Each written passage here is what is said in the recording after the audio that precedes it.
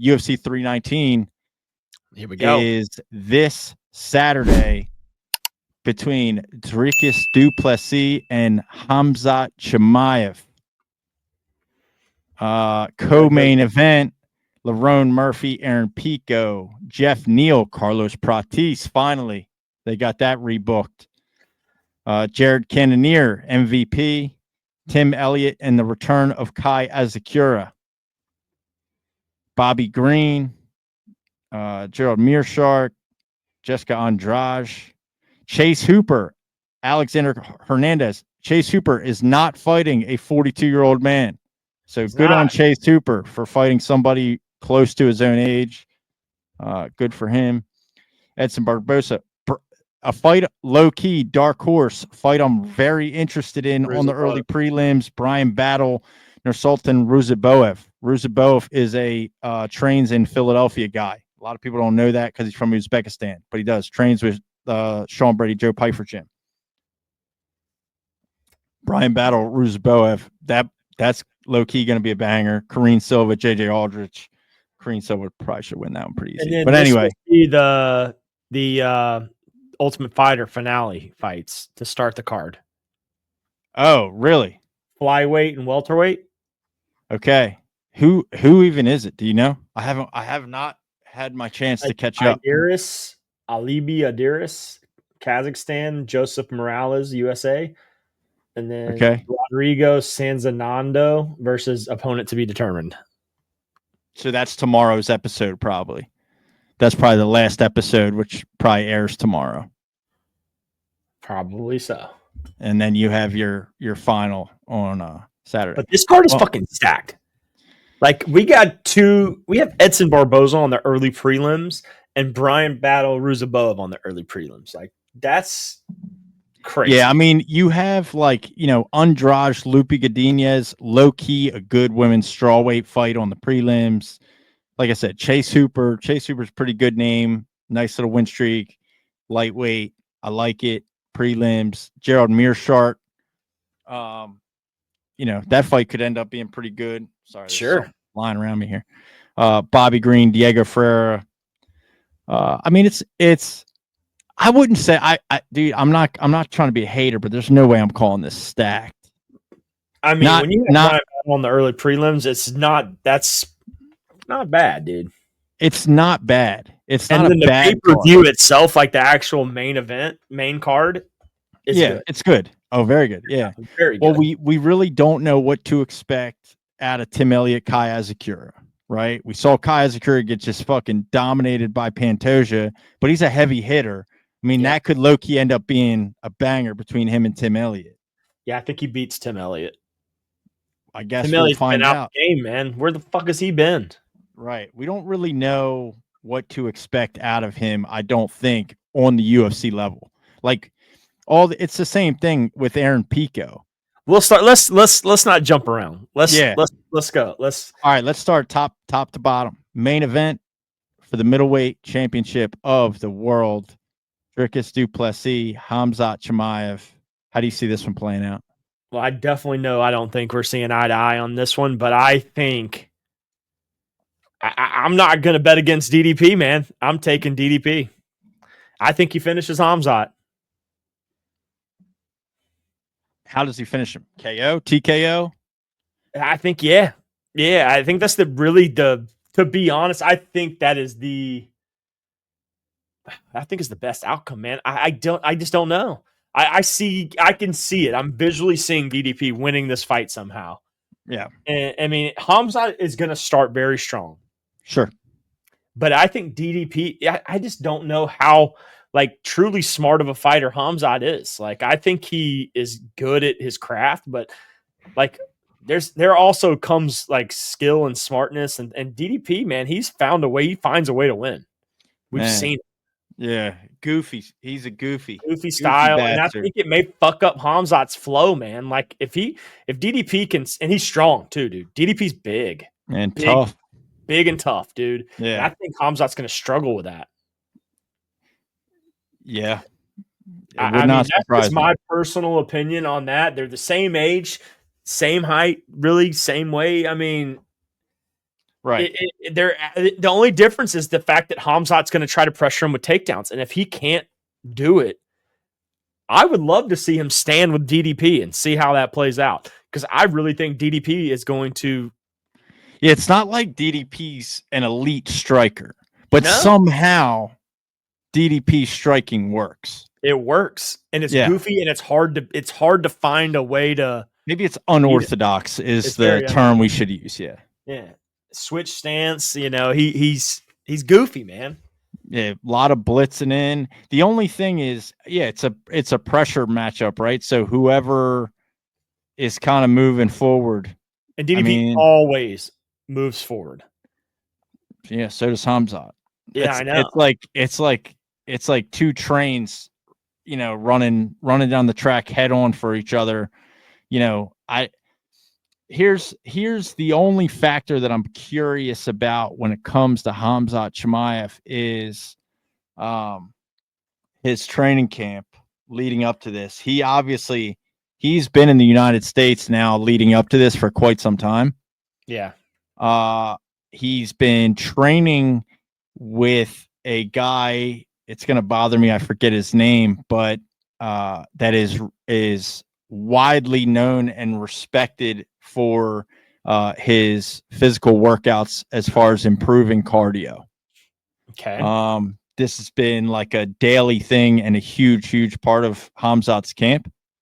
So I am curious to like what effect that has. And then if he's been doing that now for 8 weeks leading up to this fight, like what's his game plan? Like, is his game plan different? Like, is he planning on going out the same way he always does? Or like, is there a possibility we see like a more reserved Khamzat Chimaev and he tries to go that hard later in the fight? I don't think that's really a good idea for him. I know. I agree. I think you continue to fight the way that you fight that got you here. Yeah. Always. Yeah. Yeah. And I'm not saying he is going to do that. I'm just saying, and maybe he knows how tough DDP is. He knows it's a world title fight. He knows it's 5 rounds. He struggled in later rounds, against other opponents like Gilbert Burns and even Kamaru Usman, that he's not able to finish. So, I mean, maybe he's just preparing himself to be better in the later rounds.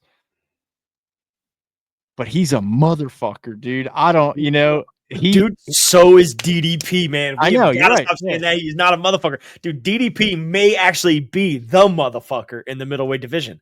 Like, well, yeah, he's a champion. I know. But I'm saying I don't find DDP as terrifying as I find Khamzat. I don't think really anybody does, but I think that's just the way that Khamzat like portrays himself. You know what I'm saying? DDP doesn't come off as a like scary, intimidating dude. But then the second he gets locked into the damn cage with somebody, he goes out there and wins the title twice and fucking beats up Sean Strickland, beats Israel Adesanya, who went on one of those cardio weeks with the guy who's known for increasing people's cardio and failed. Well, I don't know if I'd say that, but yeah. I mean, it's 1 week. Knocked out Robert Whittaker, and he didn't even make it. He didn't even make it through David Goggins' Hell Week, by the way, without puking and fucking. Tony Ferguson handled David Goggins' Hell Week better than Izzy did. Just FYI. So, but I think DDP it's different. It's different when you're the champ, and you know this. These guys elevate. I mean, Pantoja struggled with Steve Erceg, and then went on to look like the best flyweight of all time. Sure. Yeah. You know what I'm saying? It's like this is definitely his kind of even more so than the Strickland fight, because that was a decision when, Izzy, he got the submission, but that was in round 4. Strickland split decision the first time for him to win the belt, which was, kind of questionable, to be honest. So, yeah, I mean, this, if anything, is his moment as the champion to come out and show exactly how dominant he is or can be. But man, fuck, I don't know. I don't know. I like DDP too. it's crazy to me that I'm looking at DDP as an underdog at plus 150. Yeah. But I just think that speaks to like how fucking crazy Khamzat is. Khamzat obviously undefeated, but now finally got a visa. He's in the United States. I don't know, man. I don't know. My brain tells me, and just the way I've watched DDP fight, Khamzat is going to come out hard, come out fast as he always does. Yep. DDP is incredibly strong, incredibly tough and durable, as you spoke to a minute ago. And DDP is going to win the fight in the 4th or 5th round. Yeah. If not a decision win by DDP after 5 rounds. Yeah. Because I DDP do just go 5 with him, I think he wins. Yeah, I mean, and that's kind of what everybody said, right? Like if DDP can get out of the first 2 rounds, and that second one kind of generous, but the first 2 rounds with Khamzat, then the fight favors him. And that's why I bring up Khamzat's training camp and him stressing cardio and all of this thing so much. Is does he kind of know that, and does he have a game plan to be more effective in the later rounds? If he does, and if all of that training and all that stuff is works for him to carry that same kind of energy later into the fight, then God help anybody. I don't, because fuck, man. I don't know anybody that's beaten Khamzat in a 1-minute fight. First minute, round 1. I don't know, dude. Yeah. But thank God it's 25, right? Right. So I'm kind of with you. I'm beyond the point of picking against Dricus Du Plessis. He's just fucking goofy, and he's the type of dude that just wills his way to find a victory. I mean, this could easily be like I could see this almost being like a Kelvin Gastelum Izzy fight. Could be. Yeah, who wants it more? Yeah, just who wants to fucking dog it out? Yeah. Or even, John Jones, Dominic Reyes, like something like that, where it's like it's so close, but it's a stinky example. Stinky. Ugh. Some say that Reyes won. But still, the champ is the champ. The champ is the champ.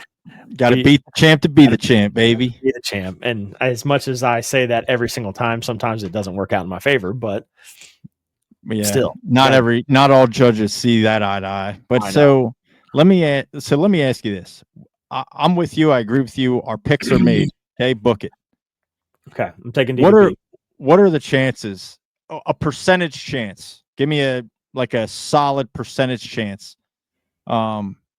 That Khamzat submits him in the first round. 45%. Okay, under 50. I was wondering if you were going to give me over under 50%. You think under 50%, about 45% chance he's able to do that? Yeah, I just think DDP is trained to go, and I think he'll be good for 5. It's going to be hard to sub him in 5 DDP minutes. has incredible grappling as well. Yeah. I mean, it's pretty. I would say 40 to 45% is where I would lean. And I feel like that's only if Khamzat is able to get him down quick. Yeah, we're gonna know in the first 30 seconds, I think. Yeah. Okay, well, let me ask you this then, based off what I just said. Does Khamzat take him down? What are the chances, percentage chance again, that Khamzat takes DDP down within the first minute? In the first minute? Yep, first minute of the fight.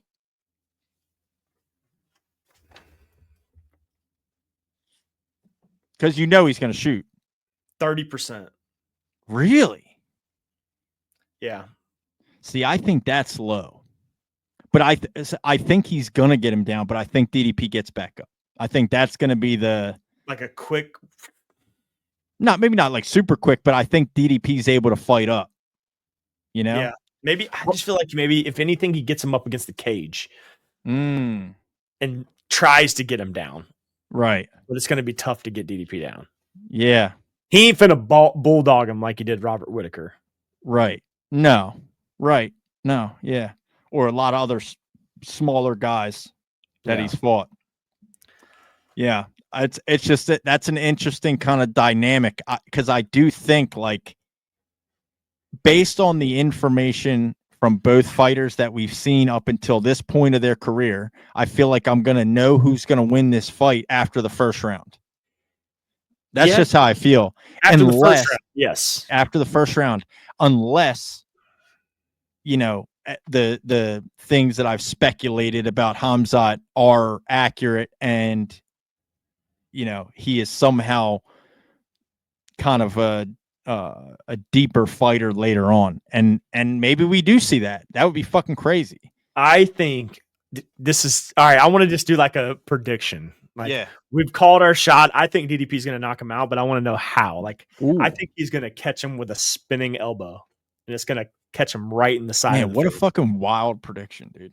On a comeback, it's a spinning wham. Khamzat's going to try to go in and take him down. And DDP's going to spinning elbow him right in the face. Listen, if that happens, we're clipping this, and holy shit, because that would be ridiculous. Man, I don't know. Wobble and hurt him. Like, I don't know. DDP's got. My honest prediction is DDP by decision. Decision. Yeah. Yeah, I'd love to see him finish him, though. That'd be that would be incredible. I don't see that happening. I mean, he didn't finish Strickland twice. Like, he finished Izzy, but that was with a takedown in the 4th round and then a choke. And, you know, I feel like this fight has DDP decision written all over it. I'll take a decision too, though. Sure. I mean, sure. If that's what you want to see. I don't have any, like, I don't have any really personal or emotional attachment to either fighter, to be honest. Like, I don't know if I'll care if Khamzat wins.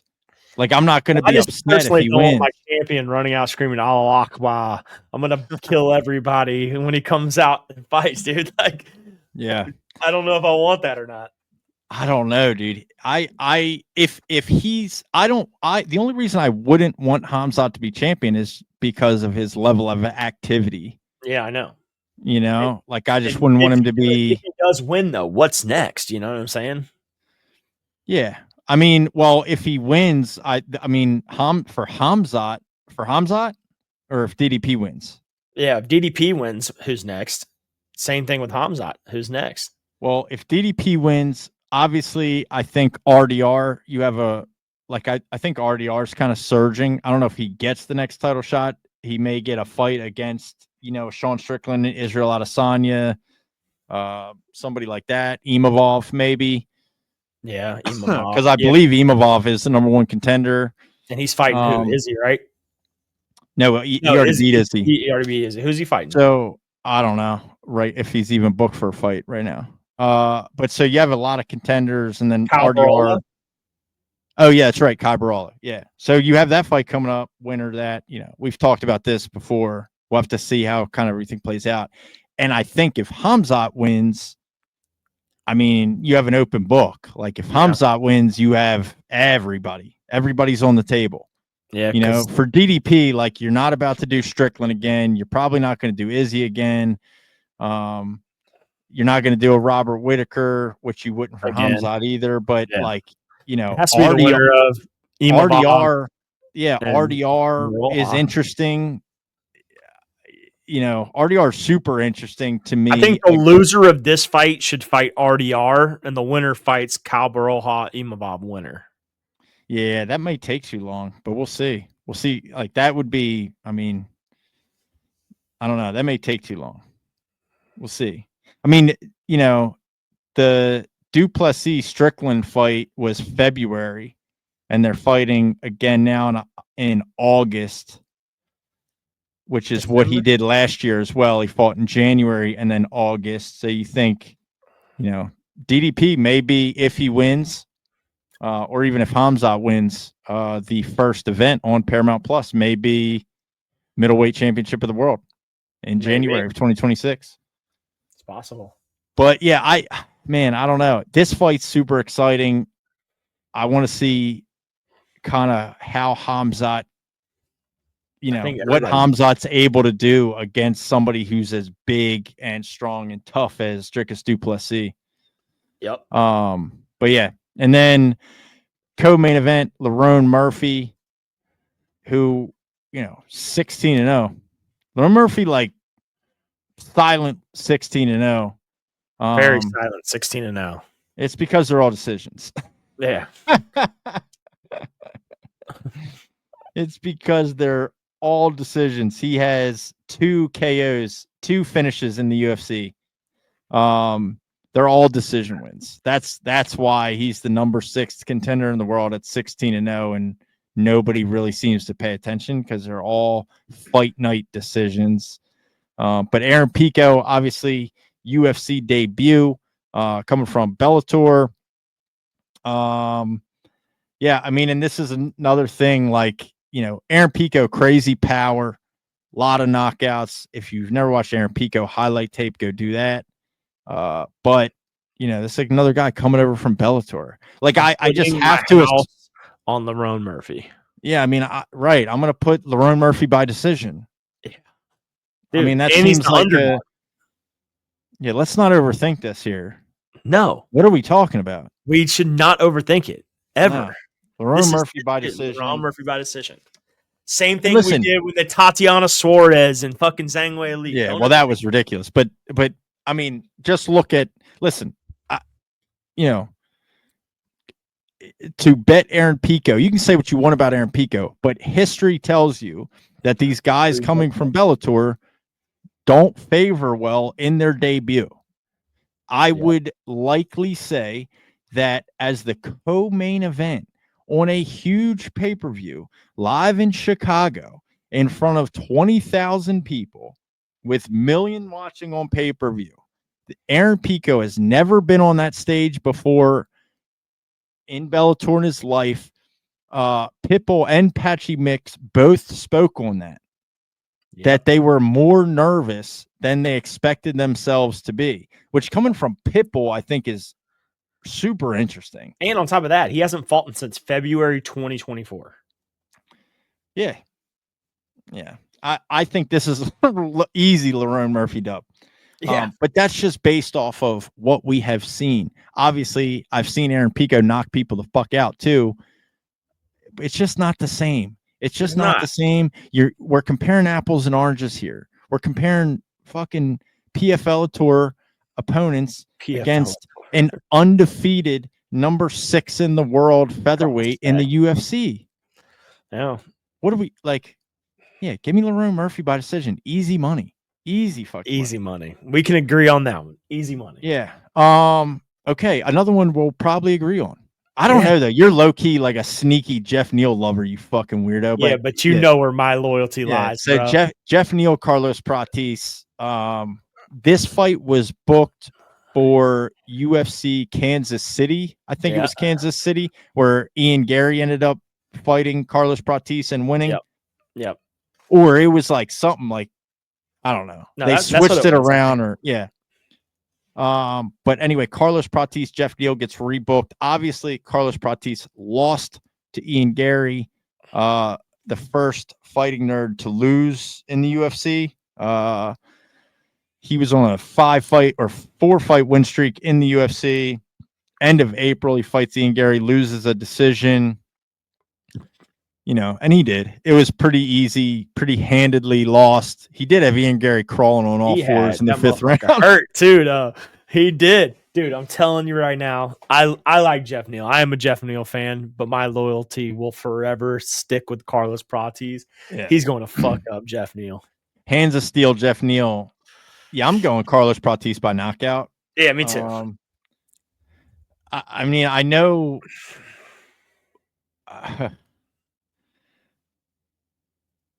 So submitted. He got subbed out by Khamzat, or not Khamzat. Shavkat. Yeah. I mean,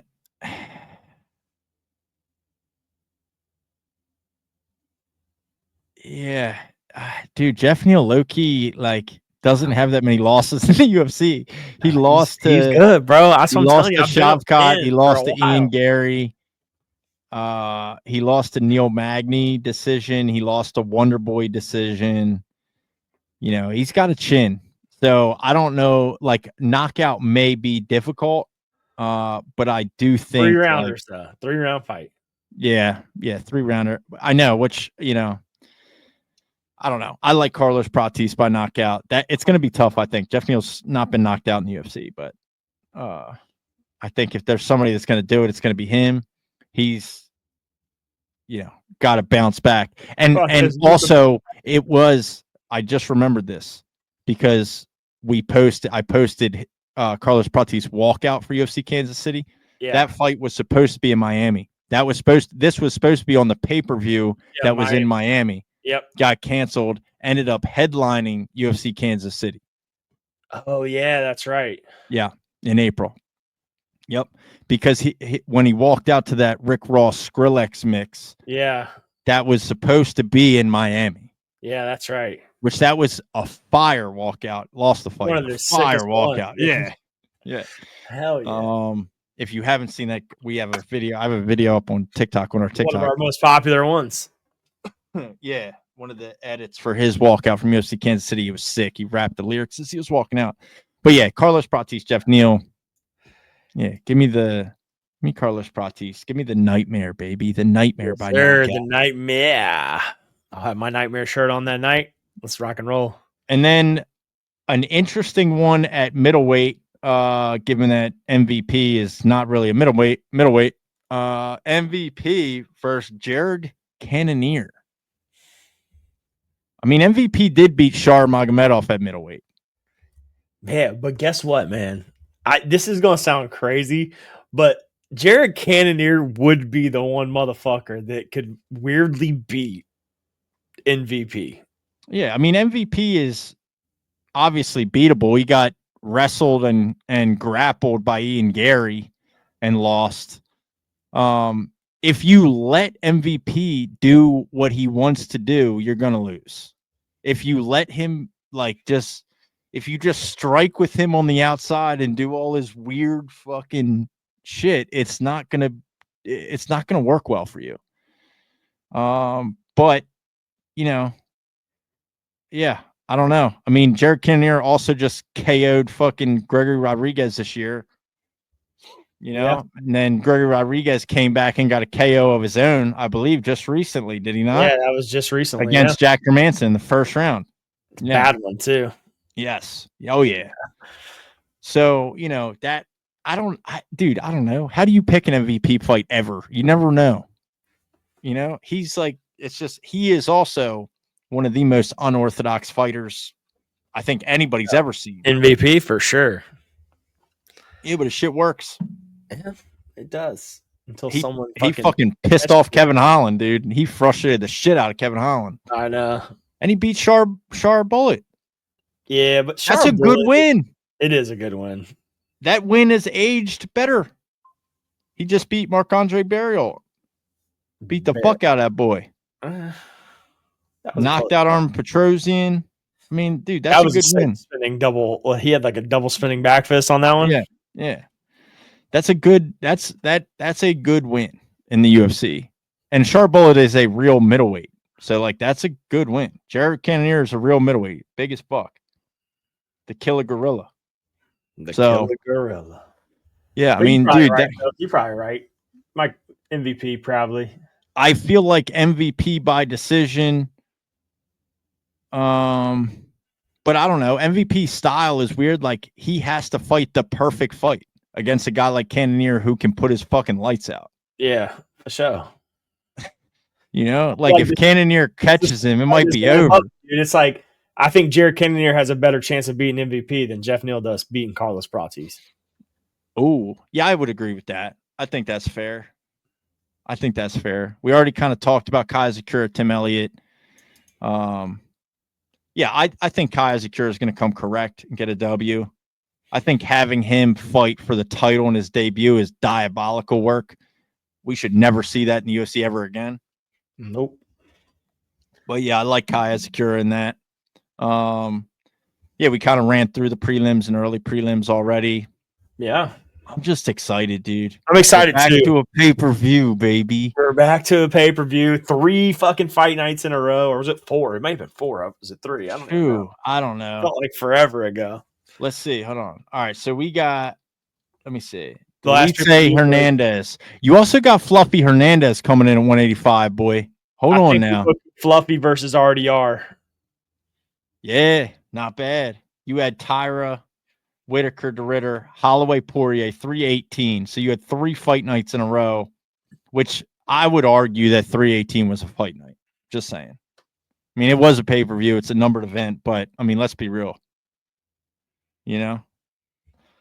But Whitaker, DeRitter, Tyra versus Park, Delise Hernandez last week, and then so now we're back UFC 319.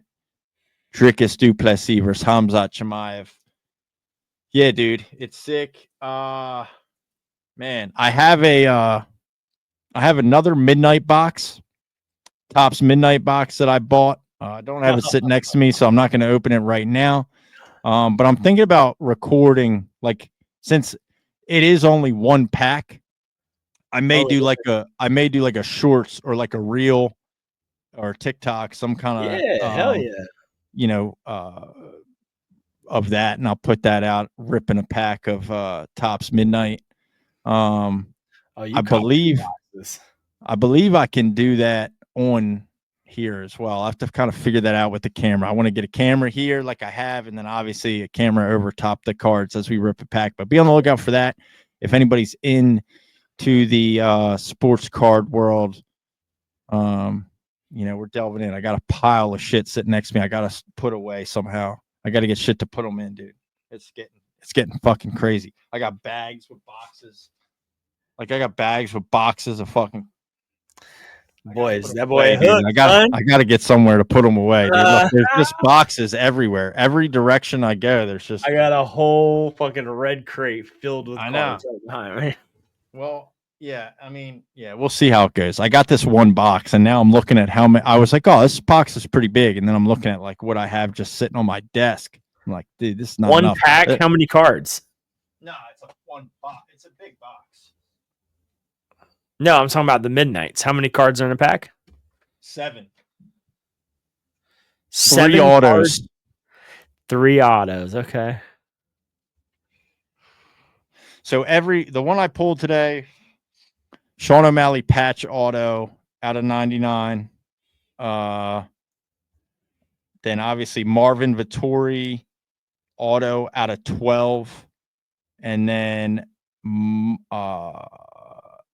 Mark Coleman auto out of, was that out of 99 as well, I believe. So all numbered, all autos. Sean O'Malley came with a patch. And then every other card in the pack was also a numbered card, like refractor, some kind of, you know, like they're dope. They're dope. They're dope cards. I got to send you the picture of them. They're dope.